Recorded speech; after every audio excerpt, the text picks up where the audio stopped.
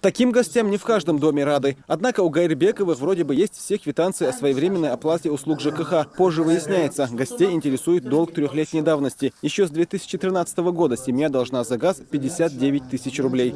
Без права распоряжения, пользования, просто в течение 10 дней. Под честное слово здесь никого не оставят. На месте описывают имущество неплательщиков. Телевизор, мебель и даже ковер. Самые ценные вещи становятся гарантом возвращения долга. Согласно закону, на погашение отводится 10 дней. По истечении срока на имущество накладывают арест. Люди стали лучше относиться к приставам. И сейчас действительно лучше оплачивать, чем раньше. Раньше многие игнорировали вызов на прием и другие наши действия.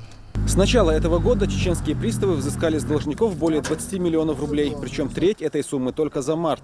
Например, владельцы этого дома только за газ должны 21 тысячу рублей. Я понимаю, дольше, имущество, но из-за короче, я сперва там этот вопрос.